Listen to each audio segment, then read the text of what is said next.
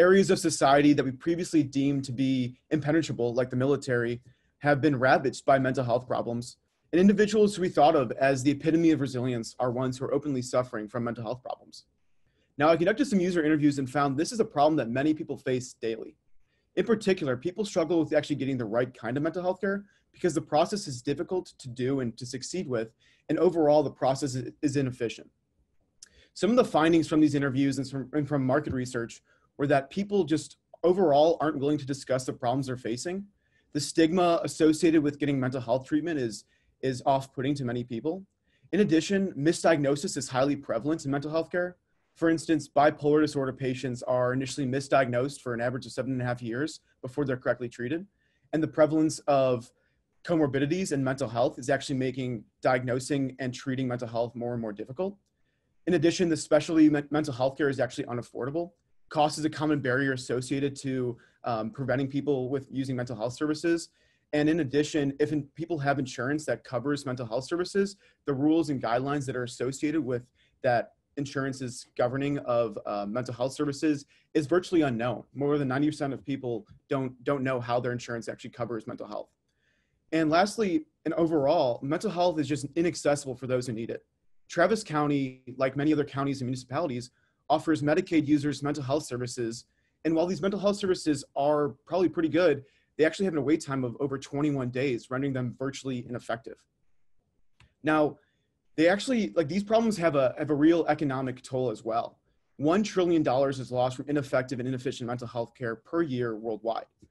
That's derived from one poor mental health day a month being linked with a 1.84% drop in per capita income growth rate, about 12 billion days of productivity lost per year, and in the US alone, untreated mental illness costing $300 billion annually. So our solution is actually an AR/AI virtual therapist. This virtual therapist exists as a web application, just like a plugin on a normal site. It is conversational with the user in order to build a rapport with them like a normal therapist. It's free for the user. It's accessible anywhere that there's internet and available 24/7, and uses deep learning to ensure the accuracy of any of its insights while also being able to identify comorbidities. This solution is tailored to actually solve the issues that people face with getting mental health care in the status quo. So when I use the term virtual therapist, many people assume that we're actually making a medical diagnosis. That's incorrect. Really what's happening is we connect users to the right kind of care, like a triage system. We like to call ourselves a behavioral health search engine. So take this user process, for instance. On the left, you see that if a user is having a mental health issue, we could use their verbal remarks and their subtle behavioral cues to actually verify the existence, type, and severity of mental illness. Based off of the existence, type, and severity of mental illness, we can then direct the user to a treatment or rehabilitation center, telemedicine application, or behavioral health care professional, for instance. Take, for example, someone who's struggling with OCD. They're having an OCD attack, and the virtual therapist talks to them, figures out what's going on, how severe their OCD is, and based off of that, can actually connect them to the right kind of care. So we've actually had a lot of initial traction with this idea so far. We've partnered with a company called Voy, which produces a proprietary software that actually identifies suicide ideation 95% faster than the industry standard. And so with voice technology, we want to inject that into our own technology so that we can ensure that users who use our virtual therapist are actually staying safe 100% of the time. We've actually also had a lot of response with cold calling researchers to actually help us clinically validate our product. We've been communicating with Dr. Carolyn Rodriguez at Stanford University, Dr. Min-Kyung Lee at UT School of Information, and Dr. Katie Donneville at UT Health San Antonio as a way to actually collaborate together to prove the efficacy of our product. In addition, we've had a lot of preliminary conversation with Kaiser Permanente in Northern California as a way to also clinically validate our product. And lastly, the University of Southern California actually built a flushed out version of a virtual therapist. Their virtual therapist is more tailored to research. And while it is not the best product market fit at the moment, it is definitely something that we would actually strive to one day license.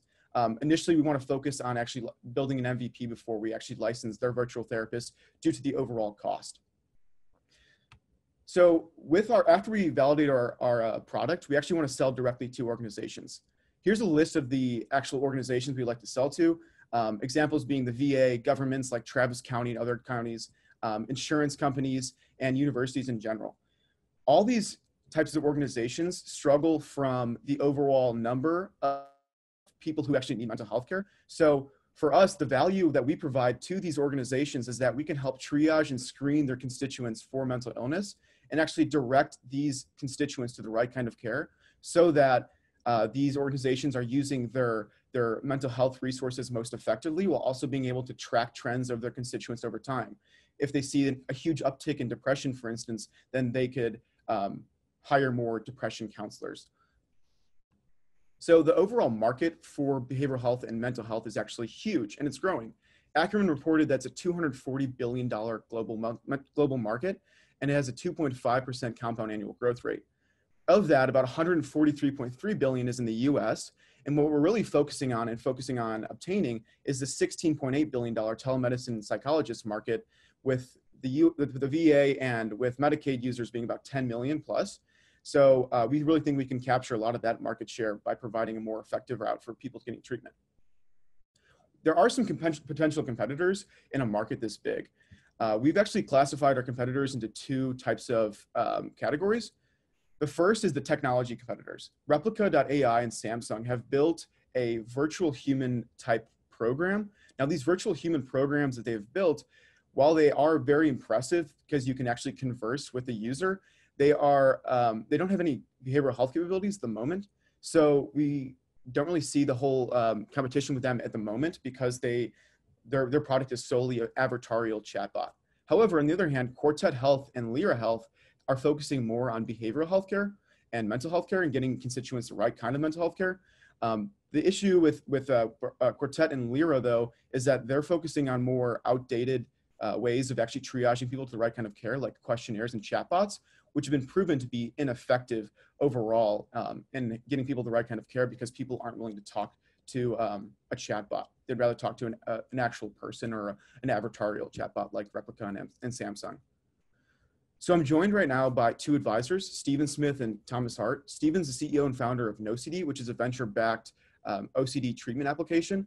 And Thomas Hart is an Air Force data scientist who's an entrepreneur himself. My experience is that I've actually led an Air Force program that used technology and leveraged technology to treat PTSD. So together, we actually make a very capable and very complementary team that can solve this problem. Here's our next steps. So initially, we want to focus on actually developing the MVP. We think this will take about 9 weeks and cost about $16,000. Particularly, we want to focus on building out a natural 2 minutes left. Okay, thank you.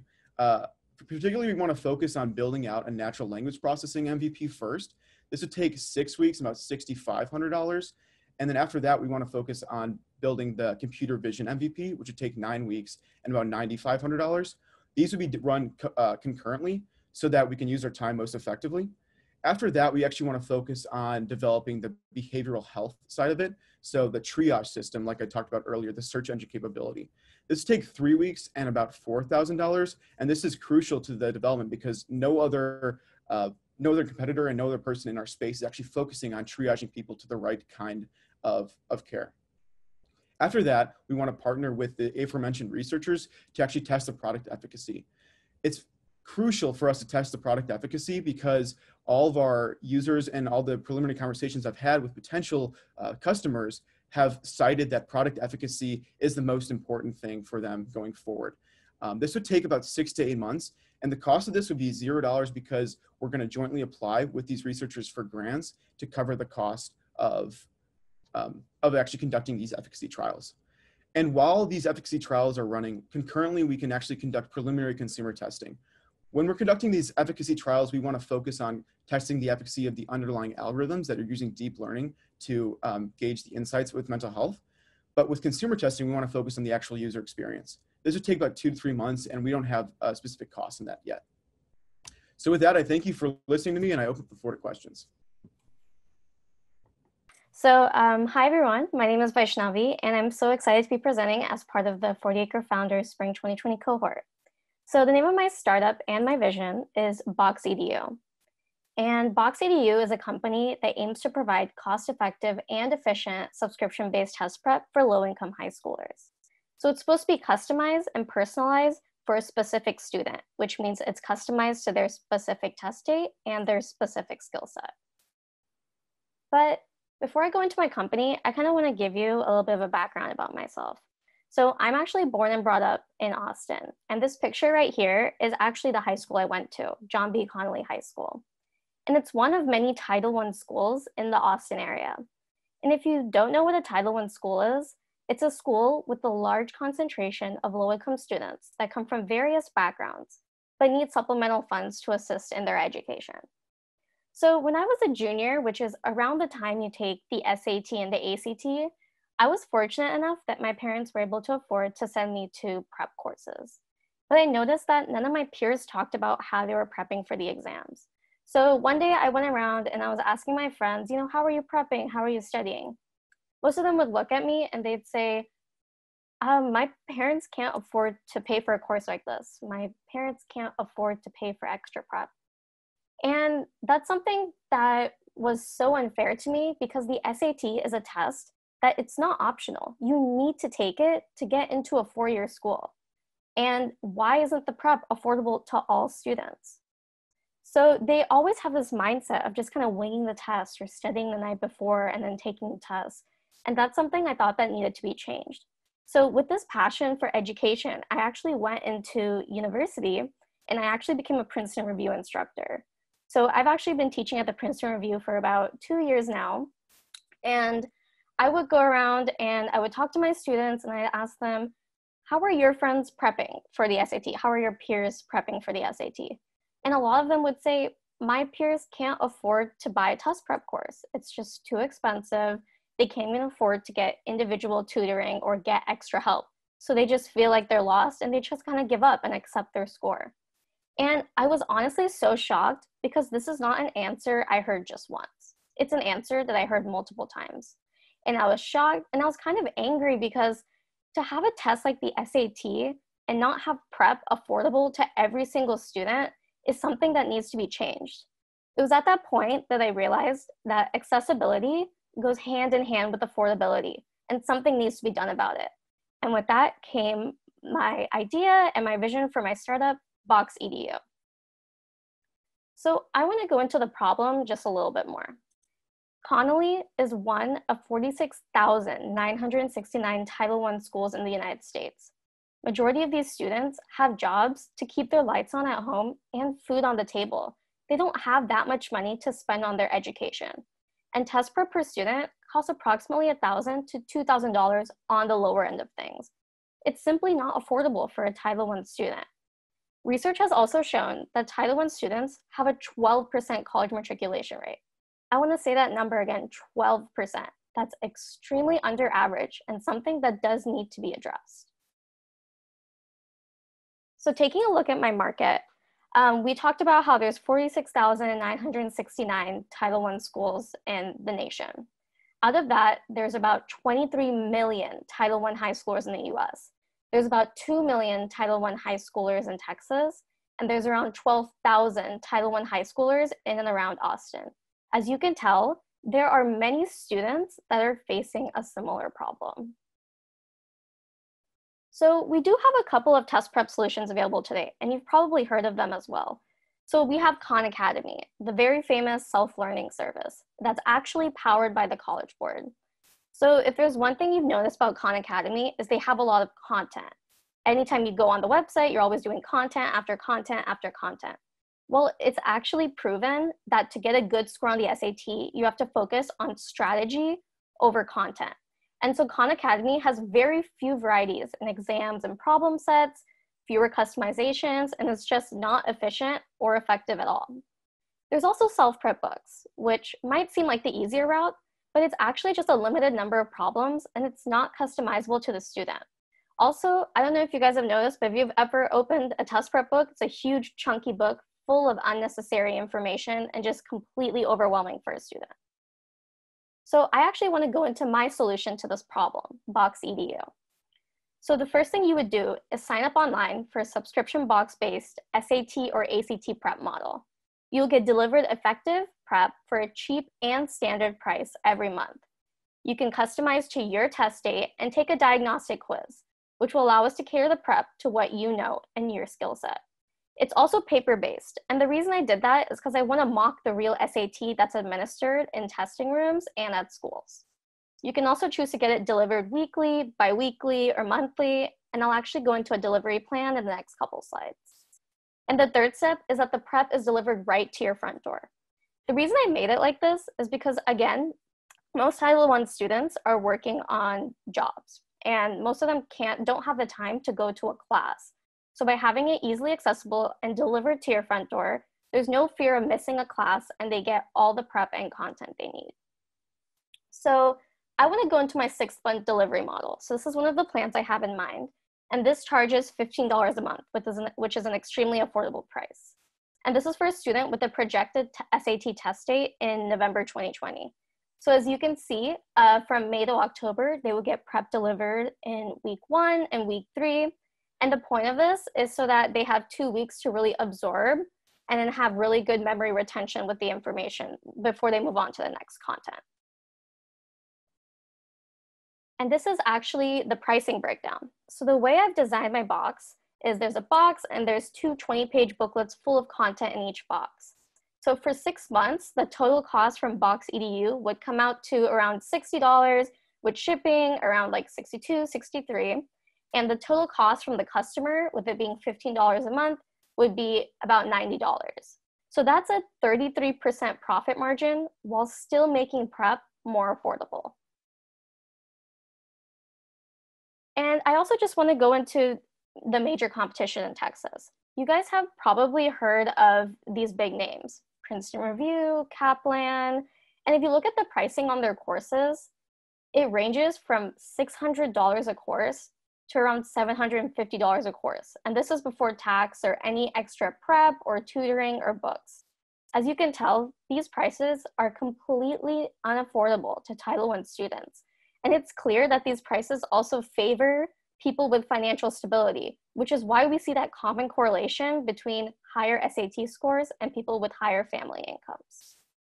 And to kind of prove my point, I also wanted to do a pricing comparison on a month-to-month basis with other courses.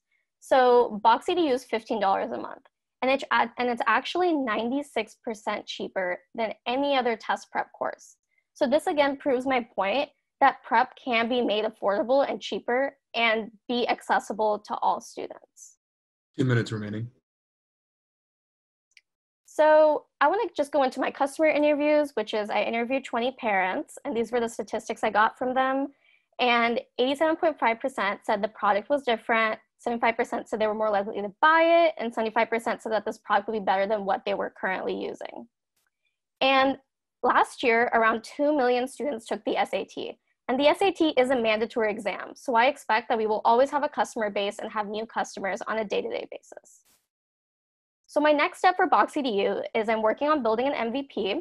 I do want to do more customer interviews, and I want to try to establish a point guarantee by having a trial. And I want to do more outreach to Title I schools. So the ultimate goal is to get more Title I schools into college. I believe that affordability goes hand in hand with accessibility. And I hope you guys believe that too in my vision for Box EDU. Thank you so much for listening, and I'm open to questions. Hi, my name is Sebastian Brow, and today I'll be presenting the Collector, an autonomous golf ball picker vehicle.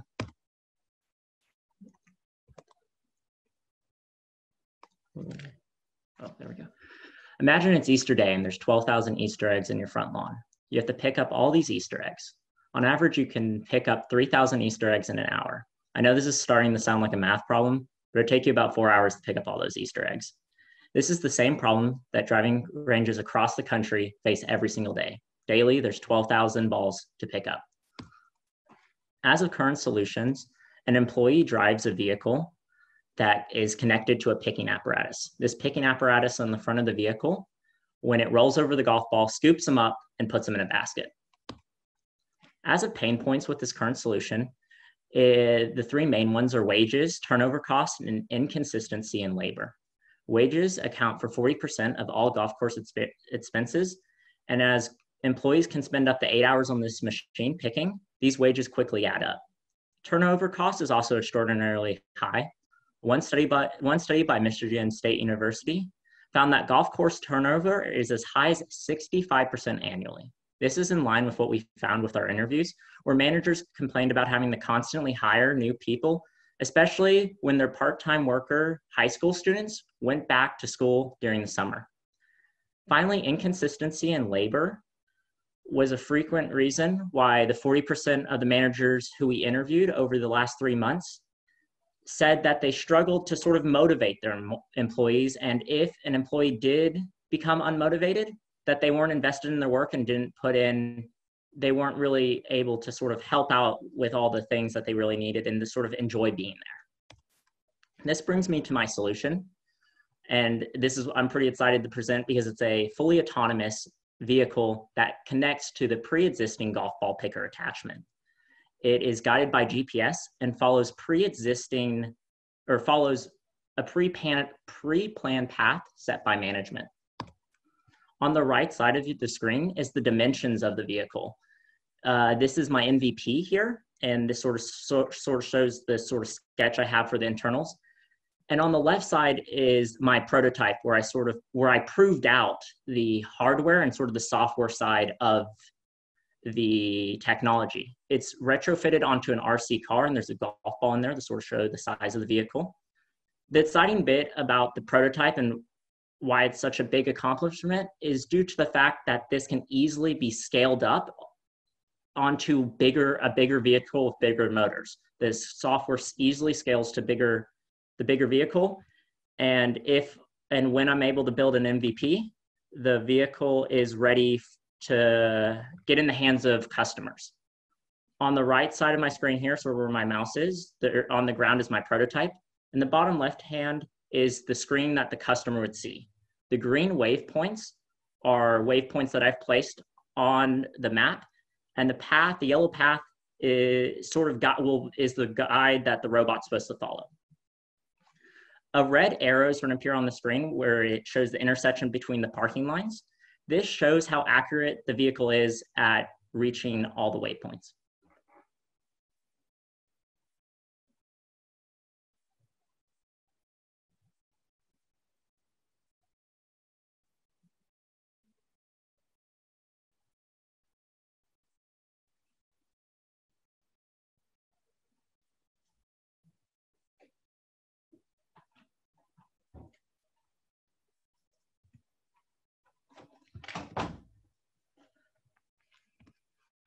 As market size, there are 34,000 golf courses globally. 28,000 golf courses are in countries with minimum wage higher than $8. Finally, 15,000 golf courses are in the United States. As a business model, the way I calculate sort of my service obtainable market is by finding golf courses that pick more than 3 hours a day. These golf courses account for 70% of all golf courses in the United States and comes out to about 10,500, which I got from the sample size of the 40 golf courses that I've interviewed.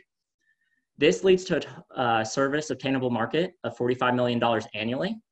And I get this number by saying that golf courses will pay $5,000 annually to lease this vehicle. I get this number by taking the current solution and the amount of hours that an employee will pick for golf balls and multiplying that by his wages for every single day that he works. And this works out to about $8,700 annually. And I believe that golf courses are willing to pay the $5,000 due to the fact that I provide a 40% cost savings on labor.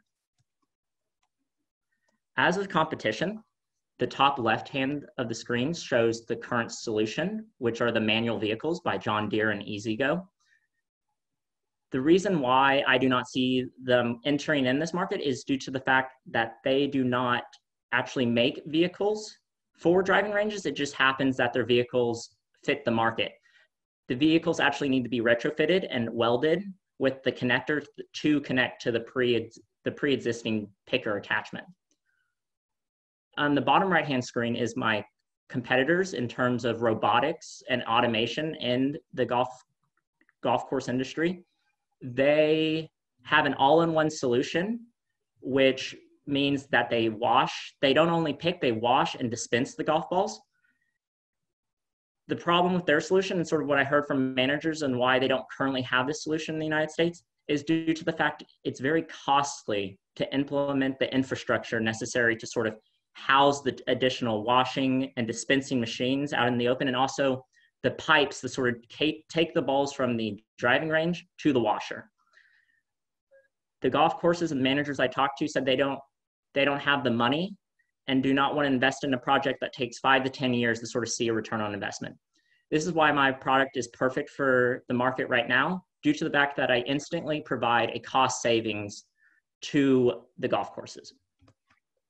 As of next steps and use of funds, I plan to use $5,000 to build an MVP. I believe this will take about a month and can easily be done due to the fact that I've already proved out the software and the automation side of it. Finally, $5,000 would go towards incorporation and any legal fees associated with patents, contracts, or liability insurance for the golf courses that I'll be testing at. Once I get this in the hands of customers, I hope to receive feedback and sort of iterate until I get a commercially viable solution, which by the end of the summer, I hope to take to the first golf courses in Austin. And I'll need an additional $6,000 to build two initial commercial units. Next, as sort of an expansion, I sort of see staying in Austin for about a year and sort of figuring out how the operations will work, and eventually span the Houston and Dallas, and eventually move out to the first state I would expand into is California, due to the fact that their minimum wage is actually $12 there, which is actually 50% higher than the minimum wage in Texas. 2 minutes remaining. And well, thank you very much. And I'll take any questions. Hello, my startup is Cajetita MX. Healthy living has never been this sweet. The problem we tackle at Cajetita MX is unhealthy eating. Unhealthy eating contributes to cardiovascular disease, which is the #1 cause of death globally. An unhealthy diet can also lead to diabetes, a disease that affects 10.5% of the US population. High cholesterol can also rise from unhealthy eating, which affects 95 million Americans. And when we look deeper, more specifically into these statistics, we see the majority of people affected are Hispanics. One of the main factors that contributes to unhealthy eating are consumer packaged good companies. The biggest names include Coca-Cola, Pepsi, and Lay's. What do all of these have in common? They produce products high in calories, sugars, and preservatives. These companies are a key contributing factor to the health-related illnesses on Americans. This is how Cajetita MX was born, a tasty, low-calorie, vegan, on-the-go snack. Our product consists of providing consumers with an alternative to the traditional confectionery spread, cajeta, by substituting ingredients such as dairy milk for coconut milk. Our vegan cajeta contains less than 15 grams of sugar. You can enjoy it on your morning toast, with fruit, add it to your yogurt or ice cream. Eat it alone. The possibilities are endless. This is what our product will look like. Our cap is designed to be on the go and accessible anywhere. It is an easy squeeze and spread container. The orange and blue packaging will be our regular flavor, and the green will be our nut flavor. Our product is unique because there is currently no other option for a vegan cajeta in the market. We're a guilt-free snack brand that promotes healthy eating and is environmentally friendly. Our mission is to incorporate an essential component of Mexican culture into a growing vegan industry. When we analyze our marketplace, we recognize crucial aspects that we need to make sure we address. Good taste and low sugar are the main characteristics consumers look at when buying a product. With 39% of population following a special diet this past year, more and more individuals are opting for healthier food choices and changing their diets to vegan, keto, paleo, or vegetarian. It is undeniable that there is a clear opportunity to capitalize on this boom in the healthy lifestyle. Supermarkets like Whole Foods and Trader Joe's have increased the willingness for consumers to try new products and open the door for companies like us to create alternatives to products high in sugar. Through 70 in-person customer reviews and 2 online surveys, we have identified our customer segments to be Hispanic, middle-class women between the ages of 18 to 24 that are either part of the workforce or currently enrolled in college, who exercise often and care for their diets. We discovered these individuals are the most willing to spend between $5 to $7 for a product. Moreover, our in-person interviews revealed that our biggest challenge would be educating non-Hispanic individuals on what Cajeta is. Our marketing efforts will focus on creating an Instagram platform for people to order Cajetita MX through direct messaging, thus allowing us to communicate directly with our customers and have a more personalized service, which will trigger a word-of-mouth reference between students. Austin is the perfect city for our product to flourish, as it is one that welcomes innovative products that better the world. Another social media feature that we plan on implementing is creating partnerships with key influencers whose platform contributes to healthy living, as well as using Instagram TV to promote hype videos that feature the UT Tower and Longhorn Pride, as people enjoy watching videos that include places to know, especially Longhorns. Consequently, we have developed a 3-step long-term business strategy that will set Cajetita MX to become the next leading CPG brand. The first step is to introduce our product to retail, wholesale, and online markets. Our second strategy is to reduce our production prices by buying machinery. Our third strategy is to use publicity to appeal to home life and dominate the local market through billboards and magazine advertising. We have determined that we will need about $12,000 to launch our company. These $12,000 will cover our starting inventory, which will include 1,000 units, including packaging and ingredients, operating licenses, supplies and staff, advertising, and a workplace. As you can see on this graph, about 78% of the $12,000 will be one-time expenses. The rest will be divided among workspace and staff expenses. This is a closer look at what our expenses will look like once we decide to launch. I would like to take this time to introduce the rest of my team. Ulises Guerrero, Chief Financial Officer and Founder, Fernanda Villarreal, Product Designer, Madison Bickerton, Graphic Designer, and myself, Anel Cuarenta, Chief Executive Officer and Founder. Ulises and I, having had various family members suffer from illnesses like high cholesterol and diabetes, have seen firsthand the effects of it. People completely changing their diet by giving up sweets, among other things. That's where our passion and idea came from. We wanted to create a product that would combine the love our family had for Cajeta without having to worry about the sugar or calorie levels, make it truly sweet and guilt-free. Previously, we mentioned we needed $12,000 to start. We currently have a $1,000 investment saved up from a previous pitch competition that was co-hosted by BBA. Therefore, we are asking for $11,000. Your investment will go into machinery, getting more equipment to work from home, inventory, buying ingredients, operating licenses, which includes getting it tested and FDA approved to be sold online, and publicity for social media ads. Cajetita MX prides itself in contributing to a healthier tomorrow. We ask you to embark in this journey with us because healthy living has never been this sweet. We would love for you to become a key investor in our revolutionary company. Here is my contact information. Thank you.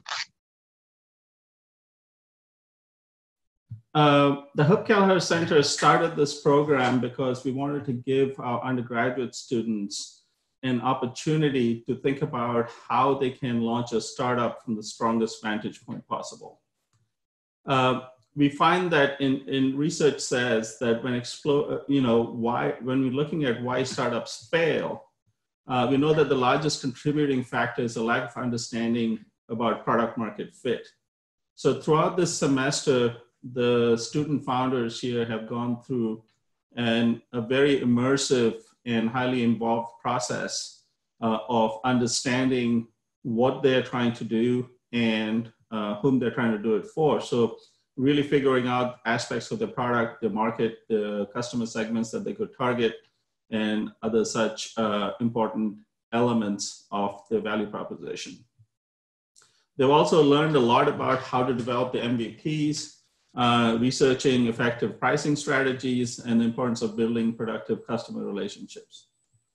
So we find, looking back now across the semester and the growth of these student founders, we find that they now have a better understanding of ensuring that there's a market need for their product and figuring out how they'll take the product to the market in an effective way.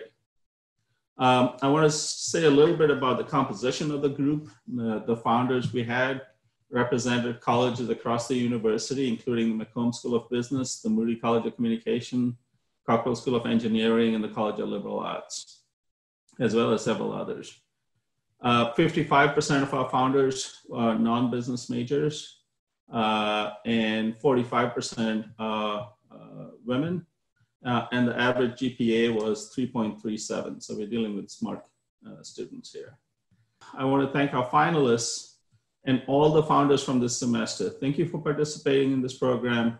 Remember to stay connected with the Herb Kelleher Center. We created this program building out from our student founders, thinking how can we put the arms of UT around you and help you launch your ideas in the best way you can.